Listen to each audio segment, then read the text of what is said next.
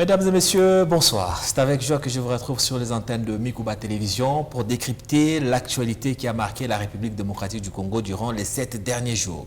Ce soir, mon invité, M. Nestor Moussoul, il est cadre du parti ACH, Alliance pour le changement, cher à l'honorable Jean-Marc Kabound, ancien combattant de l'UDPS, ancien compagnon de l'actuel chef de l'État. Il a basculé depuis dans l'opposition. On ne va pas refaire l'histoire. Monsieur Nestor, bonsoir. Bonsoir. Avec vous, on va revenir donc sur les faits qui ont marqué l'actualité en République démocratique du Congo. Il s'agit notamment de cette publication concernant l'accord sur les migrants entre la RDC et la République, et plutôt les États-Unis. La RDC qui devra accueillir des migrants chassés aux États-Unis.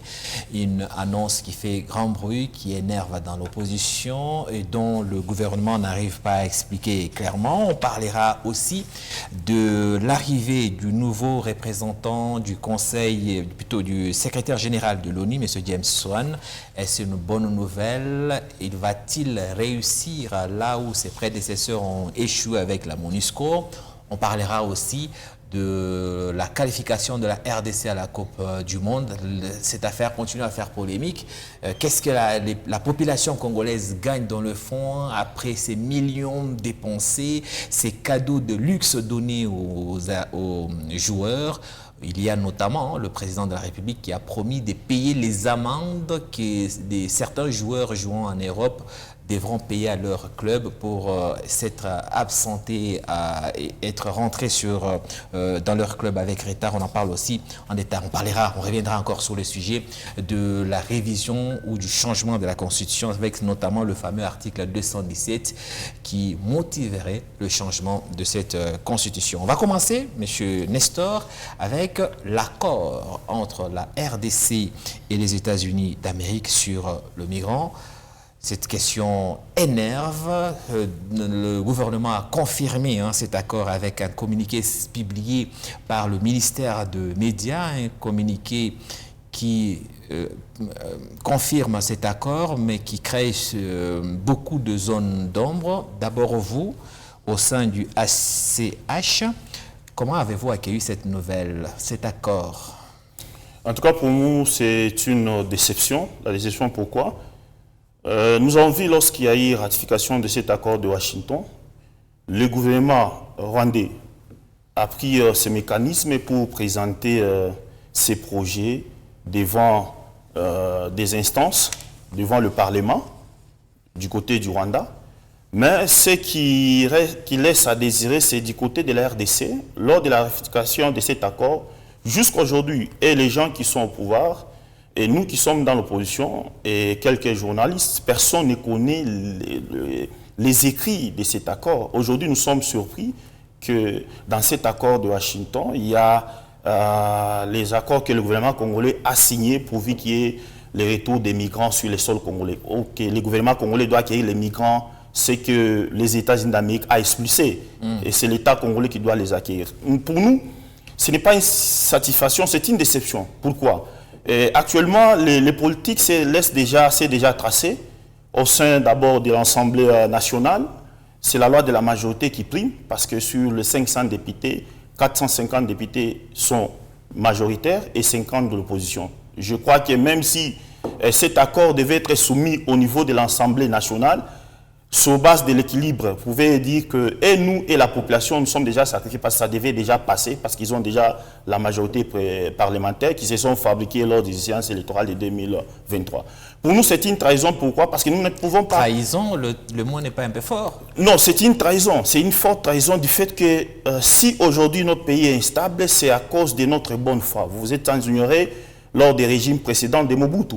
En 1994, quand le régime de Mobutu tend vers une dérive, tend vers une faiblesse totale, Mobutu croyait qu'en accueillant les migrants qui venaient du Rwanda, la communauté internationale pourrait plutôt s'impliquer pour sécuriser la zone de l'Est. Et aujourd'hui, ceux qui souffrent du côté de l'Est, c'est à cause de cette couloir humanitaire de 1994 où les Hutus rwandais qui ont quitté les Rwandais vers la RDC, ils sont venus avec leurs machettes, ils sont venus avec tout ce qu'il y a eu. Et aujourd'hui, nous sommes le premier à payer ces pots cassés. Et du côté de l'Est, jusqu'aujourd'hui, il n'y a pas une paix, il n'y a pas une stabilité. Pourquoi est-ce que nous pouvons accueillir les migrants aussi longtemps que le passé nous a déjà donné une leçon par notre bonne foi d'ouvrir les couloirs humanitaires, d'accueillir les réfugiés rwandais sur notre sol? Nous avons importé la guerre. Cette génocide qui était du côté du Rwanda, nous l'avons importé ici au Congo. Monsieur Nestor, vous allez continuer, mais vous ne pensez pas que vous êtes un peu de mauvaise foi en comparant la situation de l'accueil des réfugiés rwandais dans les années 90 et cet accord entre les USA et Kinshasa, parce que pour ce qui concerne les Rwandais, c'était des réfugiés qui étaient en train de fuir la guerre chez eux au Rwanda. C'est normal, personne n'était là pour filtrer s'ils entraient avec les armes ou pas, alors que pour l'accord avec les États-Unis, là, ce sont des migrants qui sont arrivés aux États-Unis, accueillis par les États-Unis, mais qui ne peuvent pas les garder et qui les envoient en RDC. Le gouvernement précise dans son communiqué que le gouvernement a pris les dispositions nécessaires. En fait, les dispositions nécessaires ont été prises, notamment en ce qui concerne les infrastructures d'accueil et les modalités d'encadrement. Pour ce qui concerne aussi la prise en charge, ce sont les Américains qui vont tout prendre en charge. Kinshasa précise que tout a été, toutes les dispositions ont été prises pour ne pas revivre le passé. Dans le fond, vous ne voyez pas que c'est par mauvaise foi que vous refusez? Non, personnellement, quand on pose un acte, il faut juste calculer les conséquences, ne pas regarder le côté positif. Il faut regarder les conséquences à long terme. Aujourd'hui, si l'Afrique du Sud n'est pas stable aujourd'hui à cause à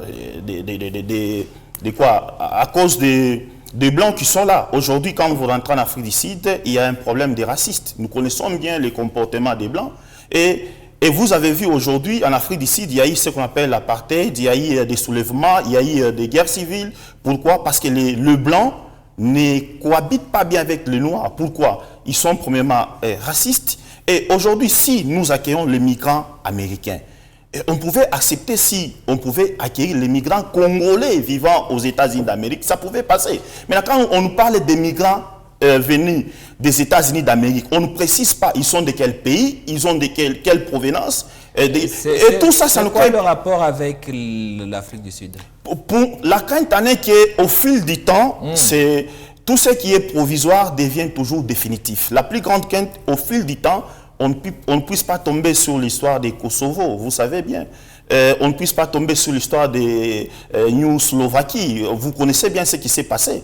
Ils ont pris, ils ont hébergé une race sur base de dire que non, ce sont des migrants, ils sont là pour quelque chose, pour une mission temporaire. Après, ils vont regagner dans leur pays. Et au fil du temps, ces gens-là ont épousé les gens de leur pays, ils se sont mixés. C'est le cas aujourd'hui de la Libéria. Comment est-ce que Libéria a été créée? C'est le même processus avec la RDC. Aujourd'hui, nous parlons de l'exemple de l'Israël. L'Israël, c'était les migrants palestiniens. Aujourd'hui, vous êtes sans doute comment est-ce que l'État israélite a été créé? C'est presque le même processus.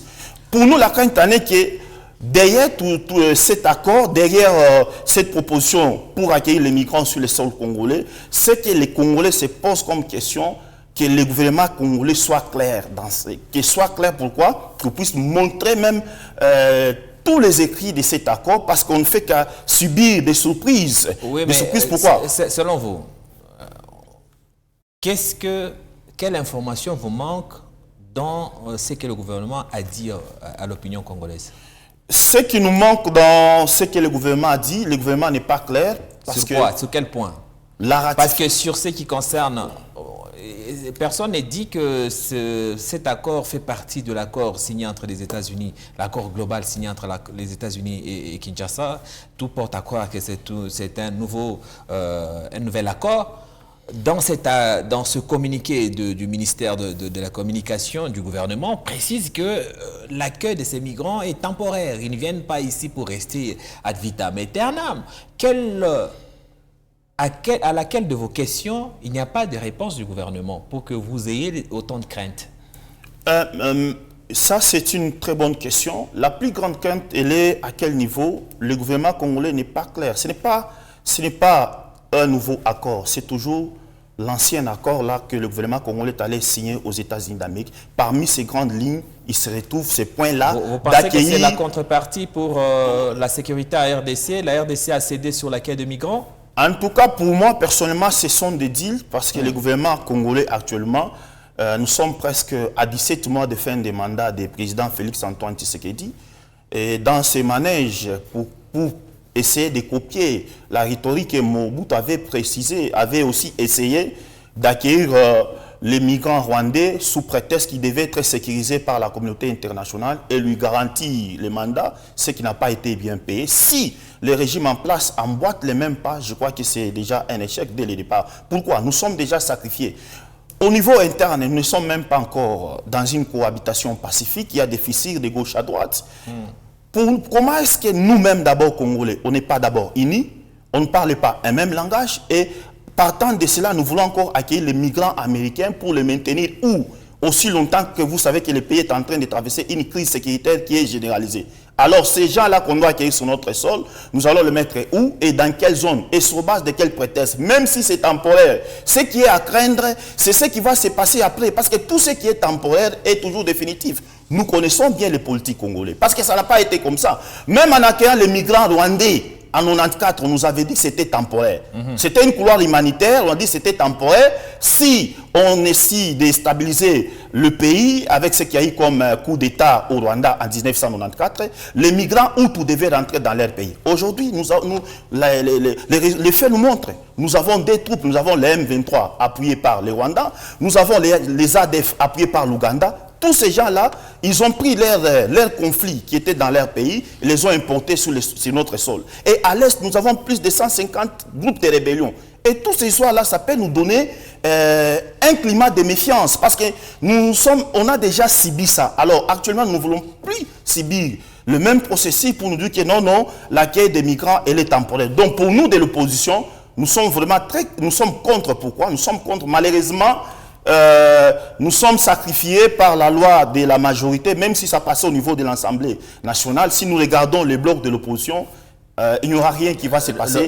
Ça va passer déjà. Vous reconnaissez donc déjà votre défaite? Nous ne connaissons pas la défaite, nous connaissons la loi de la majorité. La loi de la majorité, vous n'avez aucun moyen pour faire le contrepoids. Parce que pour faire le contrepoids, vous avez vu comment est-ce que les élections étaient organisées en 2023. Mais le contrepoids, ça ne se fait pas seulement à l'Assemblée. Ça se laisse avoir. Vous voyez aujourd'hui, l'opposition est devenue aujourd'hui une chasse aux sorciers. La plupart des grands leaders d'opposition sont déjà exilés et on cherche à créer... Votre leader à vous, Jean-Marc Kabound, qu'on voit en photo ici, il est encore en tout cas, au Congo, il n'a pas été chassé. Pour lui, pourquoi est-ce qu'il n'arrive pas à mobiliser la population pour s'opposer aux politiques du gouvernement en place? En tout cas, je suis très content parce que mon président, le président Jean-Marc Kabound, il a emboîté le pas. Je crois que peut-être vous êtes sans ignorer. Il a passé toute une semaine en train de faire son appel à la diplomatie. Pour la BI, il est parti du côté Ensemble. Il a parlé avec le parti de l'Ensemble pour la République. Nous avons vu en vol pour Denis Sessanga. Nous avons essayé pour Martin Fayoulou qui sont venus au siège d'Alliance pour le changement afin d'échanger sur les questions qui sont primordiales à ce qui concerne le vécu quotidien de la population congolaise. Ils ont même évoqué que actuellement nous faisons face à un mauvais système de gouvernance. Donc, tout Congolais sait que le système de gouvernance actuel, il est tellement médiocre, il est tellement plus pire. Pourquoi? Parce que les attentes de la population ne sont pas réalisées. Ces accords-là qu'on est en train de signer, elles sont au bénéfice de la population ou bien elles sont au bénéfice des politiques? Si elles sont au bénéfice des politiques, c'est pour dire que l'homme congolais a échoué. Parce que la mission régalière de l'homme congolais, c'est de servir la population. Maintenant, si la population n'est pas concernée par ça, c'est-à-dire que ce qu'on est en train de faire, c'est en dehors des prétextes qu'on peut dire non, cet accord, comme on va écrailler les migrants venant des États-Unis, c'est temporaire. Après, ils vont retourner dans leur pays. Ce qui est faux et archi faux. Parce qu'en politique, tout ce qui est temporaire est définitif. Nous sommes déjà contre ça. Le gouvernement précise dans sa communication que les sites destinés à accueillir les personnes concernées ont été retenus dans la ville-province de Kinshasa afin de garantir un suivi administratif, sécuritaire et humanitaire efficace.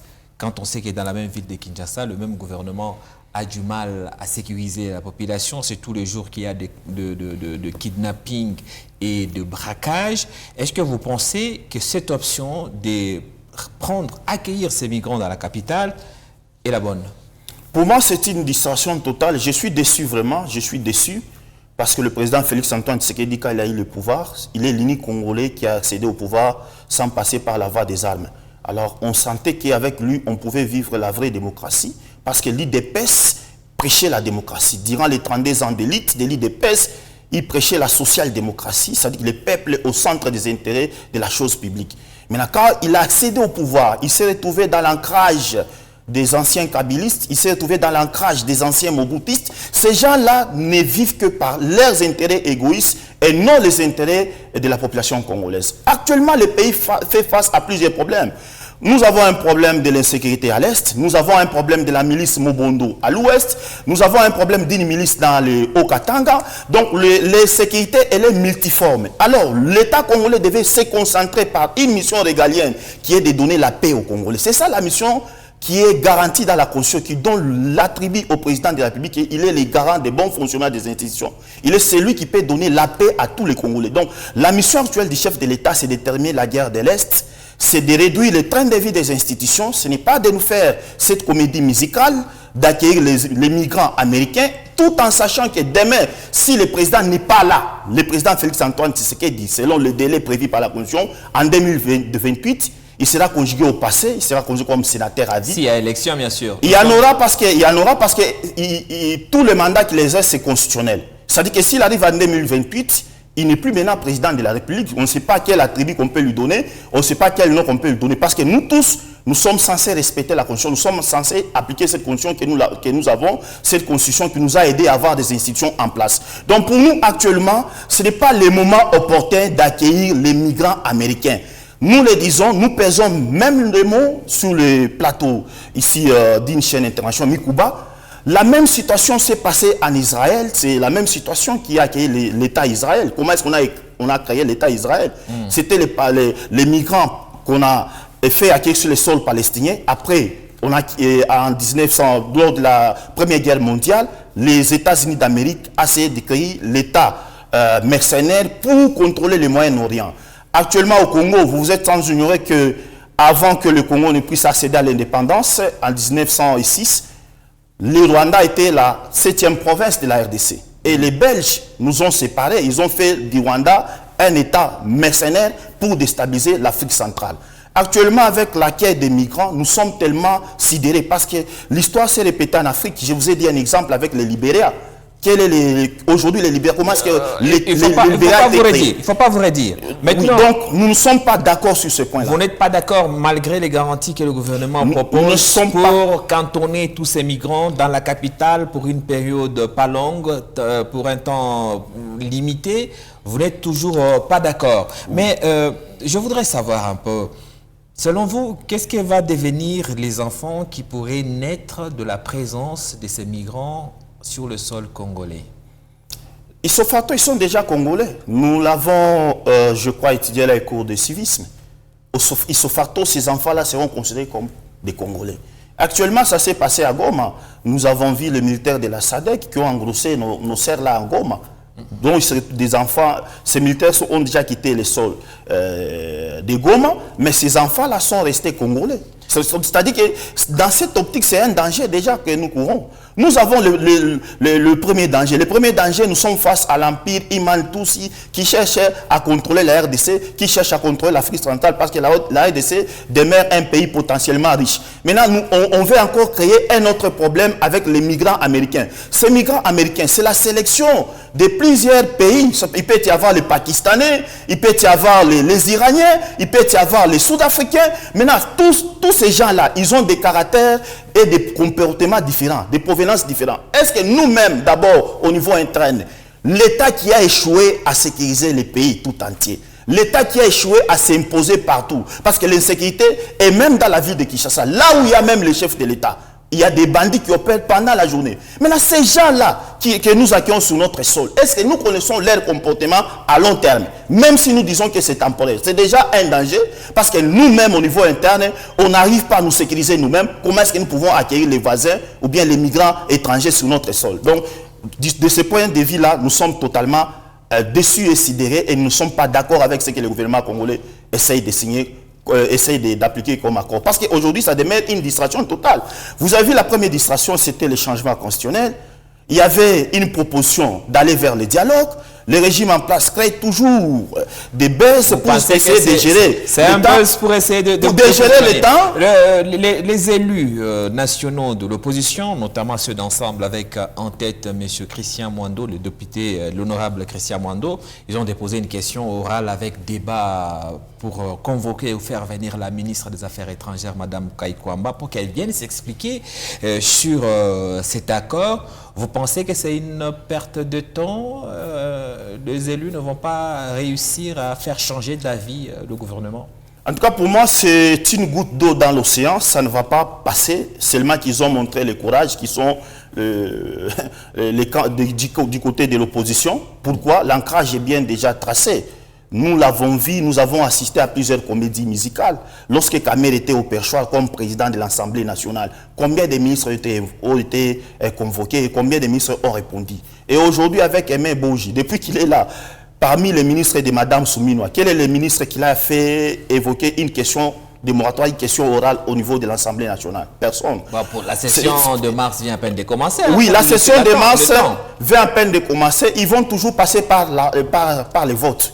Et c'est la loi de la majorité qui va l'importer. Même si l'opposition peut donner une moratoire des questions orales pour que la ministre des Affaires étrangères puisse comparaître et expliquer la situation sur ces accords-là d'accueil des migrants américains. Ça ne va pas passer. Pourquoi? Parce qu'elle sera protégée par le régime en place, elle sera protégée par l'Union sacrée. Ils vont plus connaître ce qui est écrit textuellement dans ces accords parce que ça ne peut pas passer. En toute sincérité, de vous à moi, vous ne pensez pas que le fait que le gouvernement Tshisekedi accepte d'accueillir ces migrants que les Américains n'arrivent pas à garder sur leur territoire, en contrepartie d'une restauration de la paix sur le territoire congolais, c'est un prix qui n'est pas cher payé? C'est un mauvais schéma. C'est un mauvais schéma, nous le disons, du haut de ces micros. Accueillir des migrants pour sauver les vies congolaises à l'Est, c'est cher payé selon vous? C'est un mauvais schéma parce que le même pays à qui nous signons les accords, ce sont le même pays qui nous agressent via le supplétif de M23 soutenu par le Rwanda. Les États-Unis d'Amérique tirent le ficelle dans cette guerre parce que la guerre, c'est une machine qui a été inventée depuis l'époque de Napoléon. C'est du business. Les industries qui produisent les armes, ils ne vont pas arrêter leur production, ils ne vont pas accepter qu'il y ait, par exemple, la paix pour que leurs armes ne puissent pas être écoulées. Vous devez comprendre qu'au XXe siècle, la guerre est devenue du business parce que ça fait réaliser beaucoup de profits. Et les gens qui sont les multimillionnaires, les multinationales, ils aiment que le pays africain soit dans l'instabilité pour tirer profit. Qu'est-ce qui manquerait à M. Trump?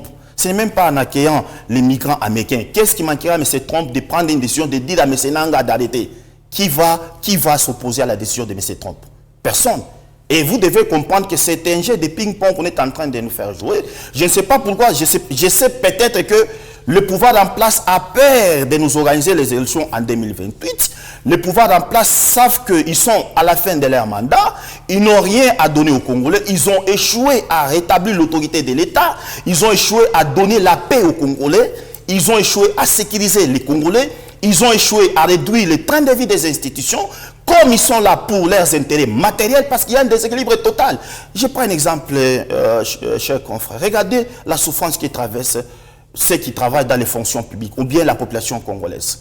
Que vous touche actuellement aujourd'hui un enseignant? C'est 200 000 francs. Que vous touche un fonctionnaire de l'État? C'est dans les 500 000, 300 000 francs.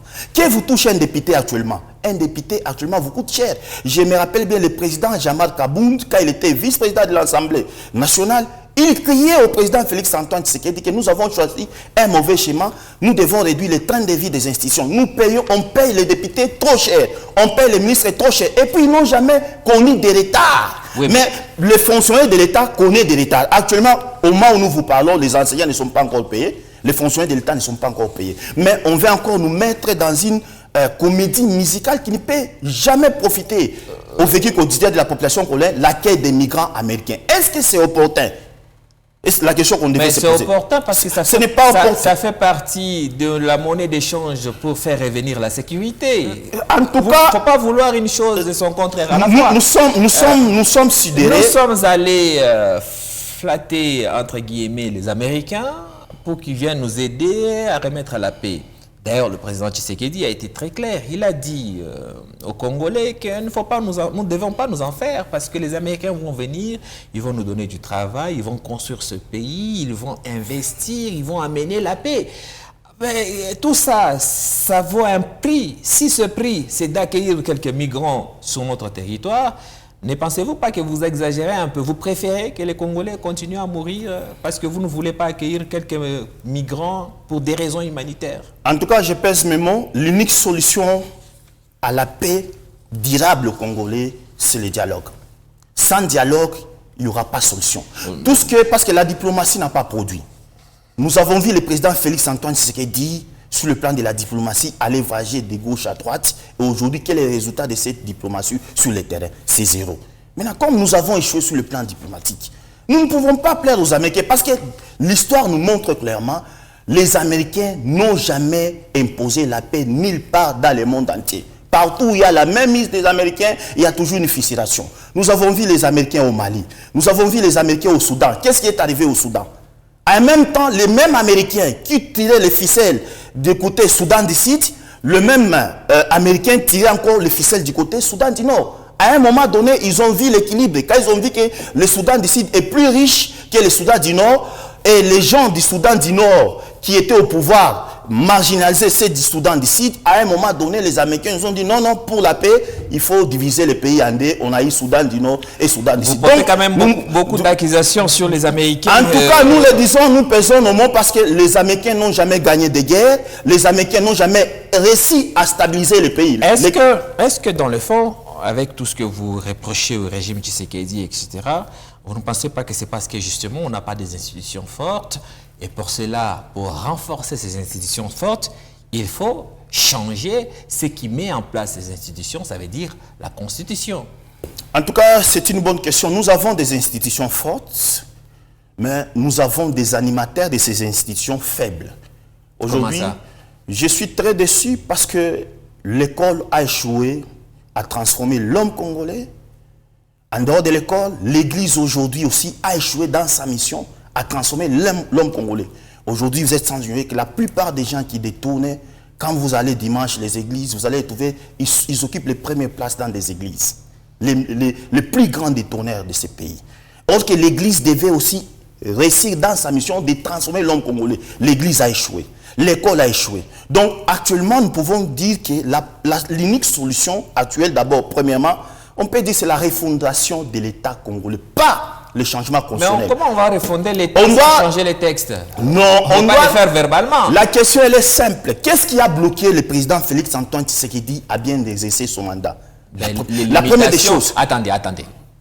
Vous posez une bonne question. Oui. Les gens du régime, ils vous disent clairement, le président de la République, il n'a pas les mains libres. La semaine passée, j'avais un membre de l'UDPS sur mon plateau. Il a dit clairement que le chef de l'État, la Constitution les limite. Le président de la République, même pour nommer un Premier ministre, la Constitution l'oblige à consulter les politiciens.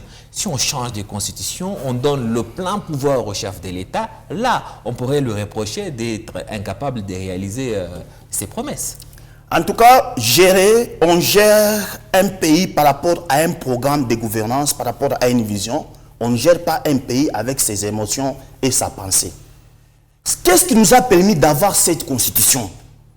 C'est suite aux crises multiformes que la RDC a traversées. Lorsqu'il y a eu l'assassinat de Mzee Laurent Désiré Kabila en 2001, le pays était déjà fissuré. Le pays était balkanisé. Il nous fallait que le pays soit unifié. Lorsque le président Joseph Kabila a pris le pouvoir, il avait vu que la question cruciale qu'il fallait résoudre, il faut que nous passions directement pendant la période de la transition. De 2001 jusqu'en 2006, le pays a fonctionné avec la constitution de la transition. Cette constitution de la transition, qu'est-ce qu'elle nous a produit? Elle nous a produit un pouvoir de 1+4. Un président avec 4 vice-présidents.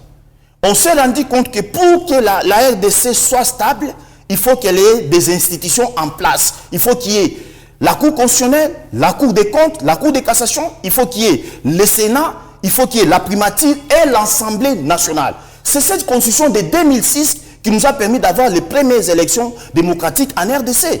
Et le gagnant, c'est celui qui devait exercer son pouvoir selon l'ordre établi par la Constitution. C'était une solution à la fin des crises que le pays était en train de traverser. Mais est-ce que ça a résolu le problème? Ça a résolu le problème. Non, mais attendez. Ça a résolu. Attendez.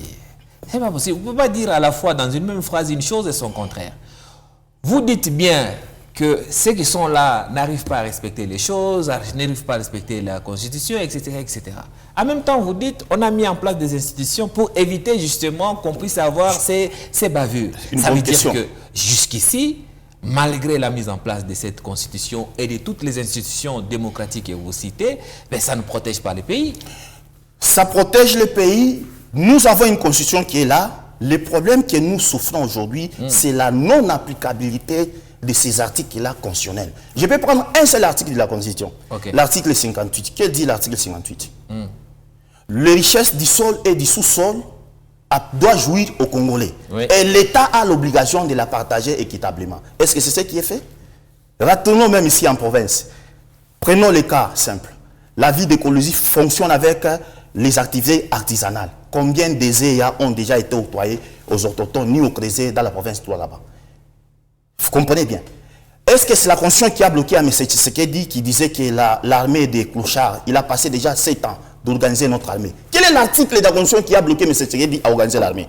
Quel est l'article de la Constitution qui a bloqué M. Tshisekedi à réduire les trains de vie des institutions?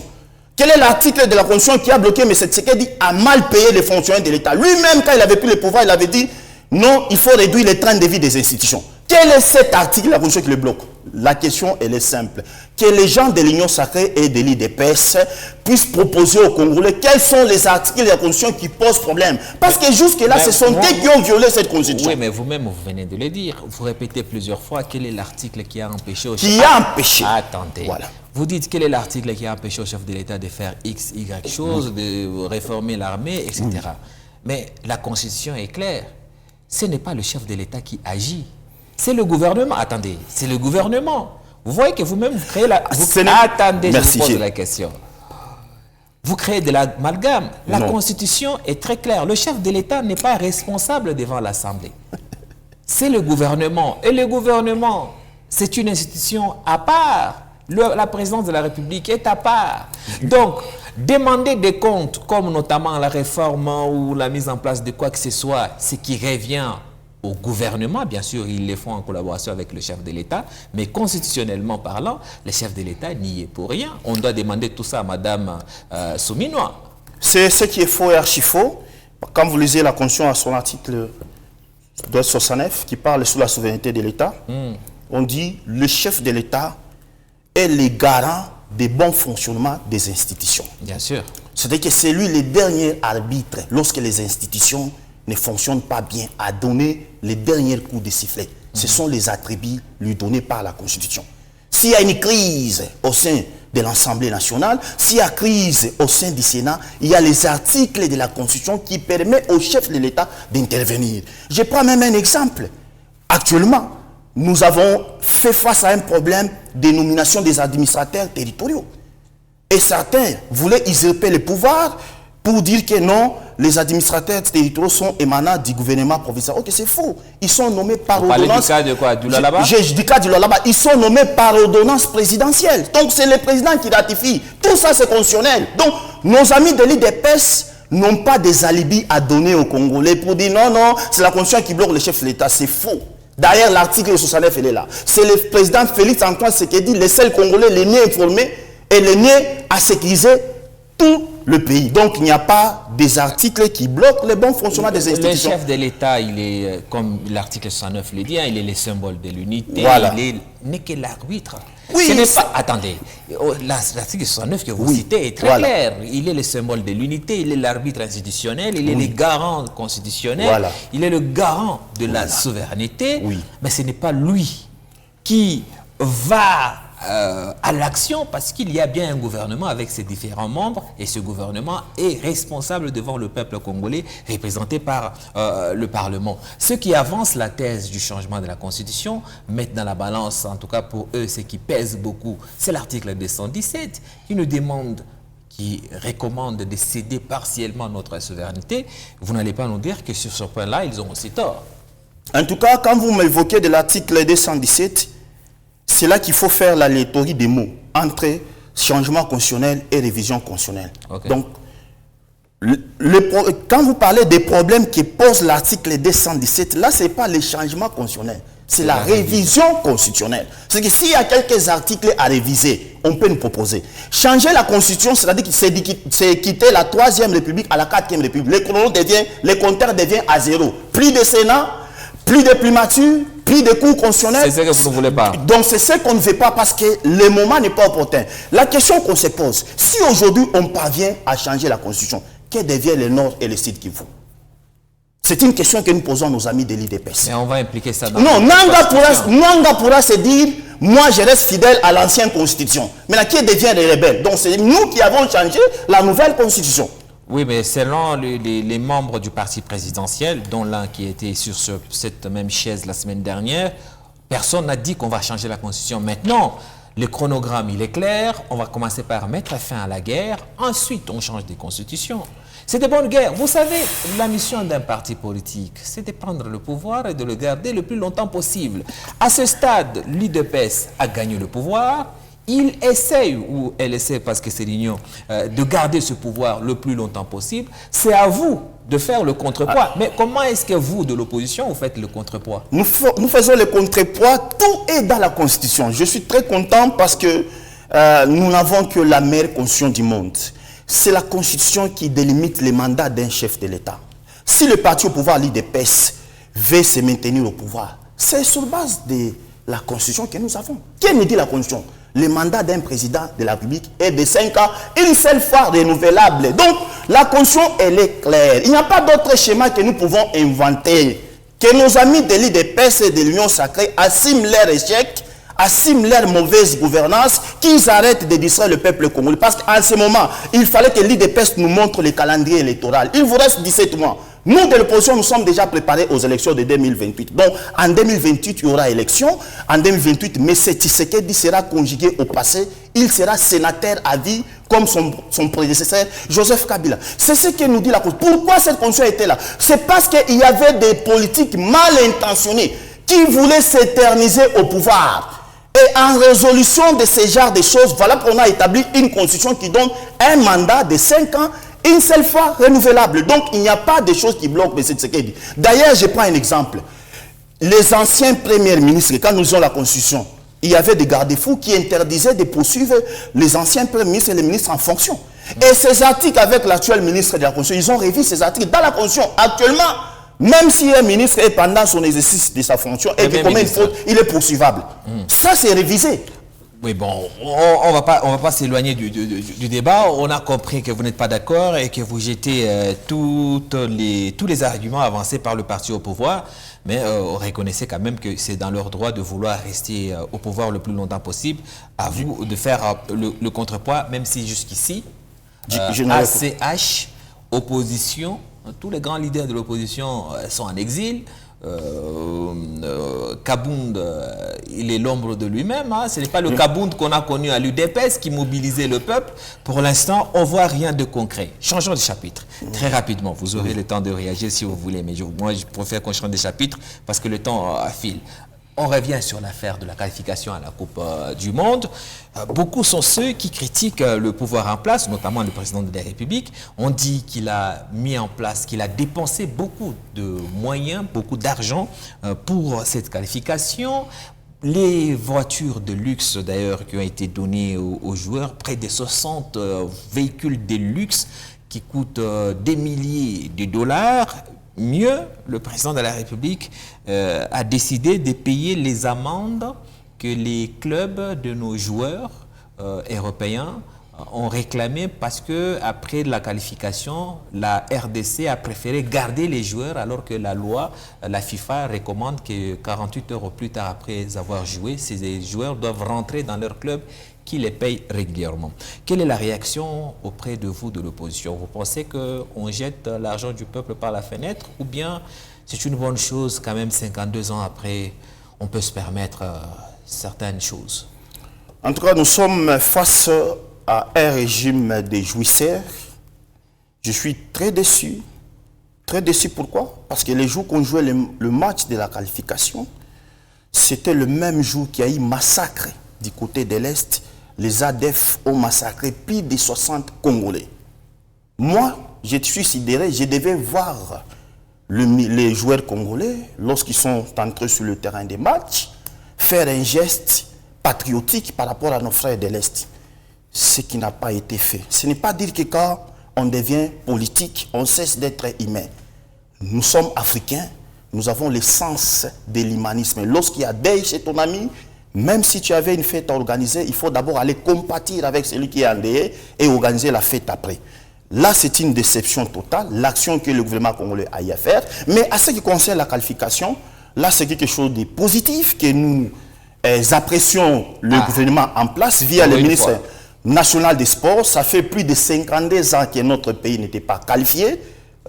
Et actuellement, aujourd'hui, nous sommes qualifiés. C'est-à-dire que même moi qui suis ici devant sur votre plateau, donc je suis né, quand vous regardez 52 ans, c'est déjà un vieillard, un papa avec l'espérance de vie actuelle. Donc, coup de chapeau au gouvernement en place pour quelque chose de louable, qui est quoi, cette qualification qui a passé plus de 52 ans. Ça fait du bien de voir un opposant applaudir le pouvoir quand même pour une chose, pour une fois. Et vous reconnaissez-le, c'est grâce aux efforts du gouvernement. Oui, là on reconnaît, c'est grâce aux efforts. Par rapport aux moyens mis en place, est-ce que vous êtes aussi encore satisfait quand même parce que ces joueurs ont fourni des efforts, il fallait quand même les encourager? Bon, oui, il faut encourager les joueurs. Comment est-ce que nous devons les encourager? Tout doit être budgétisé. Ça doit passer par l'Assemblée nationale. On doit budgétiser. Nous avons un ministère sectoriel, le ministère des Sports. C'est le ministère national des Sports qui doit établir les budgets. Oui, mais comment il allait savoir... Maintenant, la question qu'on se pose, la question que chaque Congolais se pose actuellement, je suis très sidéré, très déçu sur ce point-là. Parce que nous sommes du côté de la population. Cette population vous souffre, chers confrères. Si vous passez même une minute, ce n'est pas que quand nous sommes politiques, nous sommes extraterrestres. Non, la population vous souffre. Je vous ai parlé au début, je ne vais pas rentrer dans la répétition des mots. Actuellement, les fonctionnaires de l'État sont impayés. Ils sont dans les 68e jours. Les enseignants, ils sont dans les 40 quelques jours de non-paiement de leur salaire. Les 17 millions que nous avons dépensés pour un seul match, si nous le calculons, nous aurons plus de 170 000 fonctionnaires de l'État qu'on peut payer les salaires de l'État, sans connaître des retards. Mais comment est-ce que les Congolais de bonne qualité, les ministres, les députés, n'ont jamais connu des retards dans leurs salaires, mais les pauvres fonctionnaires de l'État, les pauvres enseignants, les pauvres militaires qui vous touchent moins, et ils connaissent les retards dans leur salaire. Est-ce que c'est ça même l'équilibre social? Et vous voulez nous faire apprécier une jouissance, un dépassement, une dépense exagérée de l'argent qui devait contribuer à diminuer le taux de chômage dans notre pays, on les donne aux joueurs. Même les joueurs là, qui soient congolais, ils ont des frères et sœurs à l'Est. Est-ce qu'ils voient ce qui se passe à l'Est?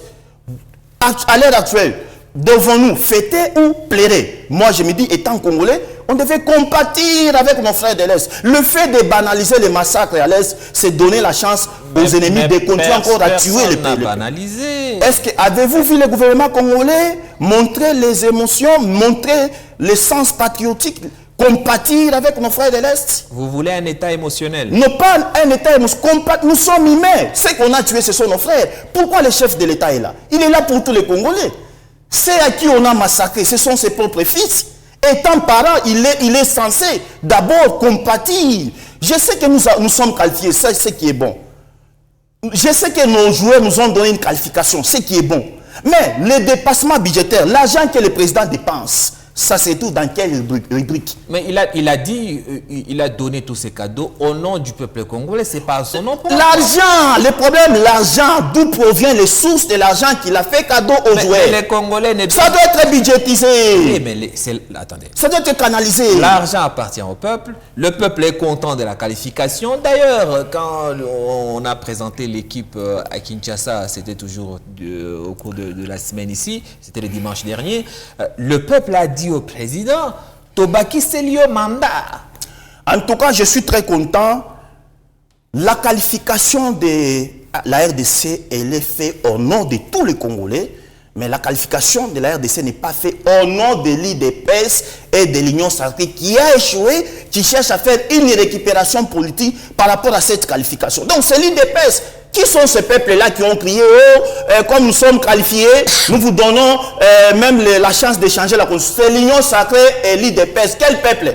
C'est les Congolais de bonne qualité qui vous touchent. Affirmation gratuite. Non. Affirmation gratuite. Je dis que vous n'avez pas vu les militants de l'IDPS En tout cas, on sait que c'est l'IDPS qui est dans la danse. C'est vrai que ce n'était pas tous les peuples congolais qui étaient là-bas, mais vous n'allez pas dire que ceux qui étaient là ne font pas partie du peuple. Donc, en tout cas, il y a une classe de peuples congolais qui, depuis ces mandats ici, on a vu qu'ils sont comme des extraterrestres, c'est-à-dire qu'ils ne comprennent pas les souffrances qui traversent les peuples congolais. Non. Évitez ce genre de discours de discrimination. C'est un peuple, même si, quel que soit ce que vous pensez de ce peuple, ils ont droit au chapitre aussi. Quelle a été votre réaction quand vous avez vu, pendant l'accueil de l'équipe nationale, voir sur les affiches tout droit Tina 3 sur le Parlement, des affiches faites par un membre du gouvernement, ça veut dire le gouvernement a validé cette campagne autour de la qualification. Tout droit Tina 3 au bâtiment du Palais du Peuple, c'était affiché en grand. Sur tout le parcours des Léopards, de l'aéroport jusqu'à l'esplanade du Palais du Peuple, il y avait des calicots sur lesquels, imprimés par le gouvernement, sur lesquels c'était écrit tout droit Tina 3. Votre réaction? Merci beaucoup. Ma réaction, je pourrais dire que je suis tellement très déçu. Nous sommes très déçus parce que nous sommes retournés pratiquement au 7e siècle, à l'époque des typo-typo, où les gens dansaient au rythme d'une personne, où les gens louaient une personne, où les gens vénéraient une personne. C'est ce que nous avons vu actuellement. Donc cette qualification, je suis tellement content, fier à nos amis de l'Union sacrée. Dis-moi, la qualification vient de vous donner un ouf de soulagement pour essayer de respirer. Ce n'est pas la qualification qui peut vous donner l'attribut de modifier la condition. Est-ce que c'est écrit dans quelle condition qu'on dit que lorsque le joueur est qualifié, on change la condition? Donc ça, ce sont des raisonnements de la RI pour des scientifiques. Tout le monde qui est scientifique, c'est que pendant ce moment, nous avons besoin de la paix, nous avons besoin de dialogue. Tout le reste ne sont que des distractions. Même tout ce qu'ils ont fait, nous sommes contents parce que le chef de l'État ne peut pas oublier qu'il est le chef de tous les Congolais. La victoire de la qualification de la RDC, elle est au nom de tous les Congolais, qu'ils soient de l'opposition ou de la majorité.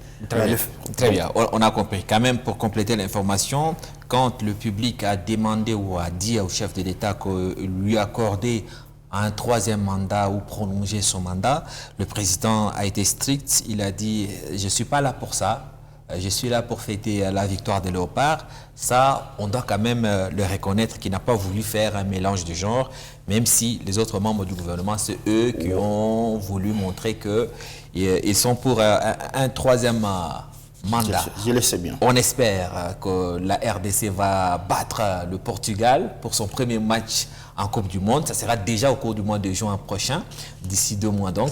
On croise les doigts. On espère que pour la 2e fois, les opposants vont une fois de plus applaudir la politique de sport du chef de l'État. Parlons sécurité, une fois de plus, avec la MONUSCO qui a accueilli le 8 avril dernier son nouveau patron, le représentant du secrétaire général de l'ONU, M. James Swan, qu'on voit en photo ici. Selon vous, peut-il réussir là où les autres ont échoué, ses prédécesseurs, tous, leur mandat a été décrié parce que la MONUSCO n'a pas réussi à imposer la paix en République démocratique du Congo? Actuellement, avec les déséquilibres géopolitiques sur la scène internationale, la question reste à désirer. Je crois que le nouveau secrétaire des Nations Unies, pour moi personnellement, je crois qu'il ne peut pas apporter quelque chose de grand. Pourquoi? Parce que quand vous regardez la mission des Nations Unies dans le pays africain qui est affecté par l'insécurité, a échoué en parfaite totalité. C'est le cas de notre pays. La MONUSCO a accédé dans notre pays pour prétexte de maintenir la paix du côté de l'Est. Depuis 1990 jusqu'à aujourd'hui, elle totalise plus de 20 d'années déjà sur le sol congolais. Quel est le résultat sur le terrain? 0 et sur 0. Et d'ailleurs, le secrétaire des Nations Unies sortant, il voulait même discréditer l'effort qu'a consenti le gouvernement congolais sur le plan militaire, de dire que les rebelles de M23 est mieux outillés que même la MONUSCO n'a pas même pas cette technologie. Vous voyez déjà que c'est une déception totale. Et l'actuel secrétaire des Nations Unies entrant, il a un grand défi. Les plus grands défis, aujourd'hui, le monde bipolaire n'est pas ce qu'on voit actuellement. Avec la guerre au Moyen-Orient, tous les pays africains sont déjà dans une position d'équivoque. Aujourd'hui, chaque pays africain remet en question, faut-il continuer à faire confiance aux États-Unis sous prétexte de sécurité, et cette sécurité qui n'a pas tenu au Moyen-Orient. On a promis aux Qataris que l'Amérique devait les sécuriser. Nous avons vu comment est-ce que le Qatari a été frappé par l'Iran, et aujourd'hui tout le monde et le monde entier sait que l'Amérique est incapable de donner la paix au monde entier. Aujourd'hui, la mission des Nations Unies a été foulée aux pieds par Donald Trump, et pour dire que l'Amérique s'est soustrait de l'ordre mondial, plutôt du droit international. Du droit international. Donc, cette mission, elle est déjà foulée au pied par le président Donald Trump. Vous n'avez rien à attendre de M. James Swan? Oui, il n'y a rien à attendre parce qu'aujourd'hui, l'équivoque est là. Nous sommes face à ce qu'on avait pris en relation internationale sur le monde bipolaire, mais la réalité sur le terrain avec cette crise que nous sommes en train de traverser actuellement, les Américains et les Israélites qui attaquent le Moyen-Orient, ça nous montre déjà qu'il y a un déséquilibre total. Il y a ce qu'on appelle une refondation, un renouveau d'un nouvel ordre mondial. Donc pour vous, de l'opposition, avant James Swan égale après James Swan, ça ne change rien du tout sur l'état d'insécurité de la RDC? Rien du tout, parce que avant l'actuel, les sortants qui étaient là, qu'est-ce qu'il a apporté comme étant stabilité dans la crise sécuritaire qui traverse la RDC? Zéro. L'entra, même le prédécesseur à qui l'autre aussi avait remplacé, n'avait même pas résolu les problèmes de crise qui fait face à la RDC. C'est depuis que la RDC est accédée à l'indépendance, elle a commencé à connaître des crises en crise et des crises multiformes. Et on n'a pas vu l'ONU apporter des solutions palpables. Nous l'avons vu lors de la Première République. Le fait Patrice Emery Lumumba avait sollicité la MONUSCO pour venir aider et stabiliser le pays. Sur le sol congolais, la MONUSCO a joué au jeu de ping-pong, ça a retourné contre lui. Donc, ils sont là, on peut dire... Il est arrivé le 7 avril, soit 4 jours après les massacres perpétrés par les ZIF, 43 morts quand même, c'était le 3 avril dernier. C'est bon, c'est bien bon de vous voir critiquer ce que fait le gouvernement, critiquer ce que fait la MONUSCO. Mais vous de l'opposition, quel est votre plan pour sécuriser la République? Si c'était vous aux affaires, qu'auriez-vous fait que les autres qui sont là n'arrivent pas à faire? En tout cas, pour moi personnellement, la première des choses, c'est le changement du Congo et du Congolais. C'est que concrètement, parce concrètement, que tout ça, ce sont des changer le mental de l'homme congolais. Pendant la guerre? Écoutez, pendant cette période de guerre, la première des choses, c'est le dialogue. C'est l'unique solution pour mettre fin à la crise. Si vous étiez au pouvoir, à ce stade ici, la première chose que vous aurez pu faire, c'est dialoguer. Parce que ça s'est déjà montré. En quoi est-ce que dialoguer à ce stade va faire que Nanga et ses copains quittent l'Est? Le dialogue mettra fin à la guerre de l'Est. Pourquoi? C'est pendant la période des dialogues que les Congolais, nous parlons d'un dialogue sincère, d'un dialogue qui est basé sur l'intérêt commun de la population congolaise et non pas d'un dialogue de partage des postes. Vous êtes sûr que si vous étiez au pouvoir, attendez, si vous étiez au pouvoir, vous aurez accepté les dialogues avec des gens qui nient votre pouvoir et qui disent qu'on vient au dialogue pour vous dire de quitter le pouvoir? En tout cas... Parce que c'est ce que Nanga veut. La question... Nanga, il dit dialogue, oui, mais dans ce dialogue, c'est pour dire à Tshisekedi qui n'a jamais été élu président de la République et qu'il quitte le pouvoir. En tout cas, la question des dialogues, nous ne sommes pas du côté de Nanga, du côté de l'opposition armée. Nous sommes du côté de l'opposition non armée. Parce que sauf que celui qui a coupé le pays pour l'instant, c'est Nanga. La crise n'est pas... Je peux vous dire une vérité. La crise, elle est multiforme. Ce n'est pas seulement les M23. Je vous ai parlé des ADF. Je vous ai parlé des Codeco. Oui. Je vous ai parlé des Mobondo. C'est-à-dire que si nous voulons mettre fin définitivement à la crise qui traverse notre pays, l'unique voie des solutions, c'est le dialogue. Terminez rapidement votre plan. Donc, la première chose à faire, si vous étiez aux affaires, pour l'opposition, en tout cas, votre première chose à faire, c'est le dialogue. Ensuite? C'est le dialogue. Après le dialogue, c'est la création d'une nouvelle classe politique. Ce que le président Tshisekedi a échoué, c'est que Joseph Kabila a échoué. À la fin de son mandat, on lui a posé une question au sénateur Joseph Kabila. Qu'est-ce que tu regrettes? Qu'est-ce que tu as échoué? Il a dit, j'ai échoué à ne pas transformer l'homme congolais. Okay, la condition est bonne, le problème c'est de changer le mental de l'homme congolais. Donc si vous, qui demeure un problème si Jean-Marc Abound était président de la République, lui qui n'est pas une nouvelle classe politique, hein, vous reconnaissez, il a fait de l'UDPS. D'ailleurs, il est le Congolais. Il est de l'UDPS. Je suis très content parce que la lutte qu'avait l'UDPS auparavant, la vision qu'avait l'UDPS auparavant et la vision qu'a l'UDPS actuellement, c'est des choses diamétralement opposées. Oui, mais si vous critiquez l'UDPS, c'est Jean-Marc Abound qui était le patron de l'UDPS. Je vous ai répété, donc, si la mission, la lutte. Attendez, si l'UDPS d'aujourd'hui a un mauvais comportement, c'est parce que Jean-Marc Abound notamment n'a pas pu former les membres de l'UDPS. En tout cas, je suis très sidéré parce que Jean-Marc Abound, il a aidé à consolider le pouvoir en place. Jean-Marc Abound a été du côté des FENS délimité. Il a formé les cadres de l'UDPS. Il est l'unique secrétaire de l'UDPS avant un bon leadership. Demandez même aux gens de mais les résultats sont après son départ, vous avez vu Kabouya a échoué, vous avez vu l'autre là a échoué. On finit l'émission très rapidement. Besoin de votre réaction après la condamnation qu'on dit assez clémente du docteur David, l'homme qui était accusé de violence sur une femme à la maternité. Quand on voit la condamnation par rapport à ce dont il était accusé, est-ce que vous trouvez que notre justice est toujours malade ou bien elle a été juste pour ce cas ici? Le médecin a été condamné à 2 mois de prison avec sursis, ce qui veut dire qu'il ne va même pas faire la prison, alors que la vidéo qui circulait était quand même assez violente. Merci beaucoup, parce que je crois que l'acte qu'il avait posé, je peux dire pour moi, l'infraction qu'il avait commis, c'est de filmer la scène.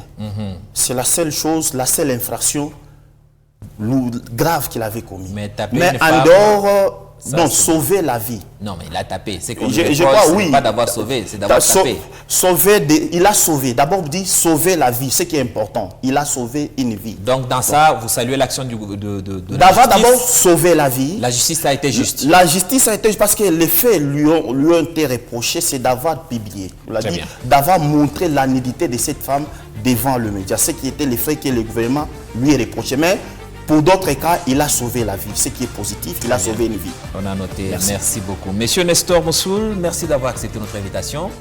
Je rappelle que vous êtes cadre de l'Alliance pour le changement, parti cher à Jean-Marc Abound. Politico de ce vendredi soir est terminé. Nous sommes en rediffusion tout ce week-end. À voir et revoir quand et où vous voulez sur l'application du groupe Canal+. Moi, je vous dis merci. Je vous retrouve la semaine prochaine. Dieu voulant. D'ici là, merci de nous rester fidèles. Merci. Merci.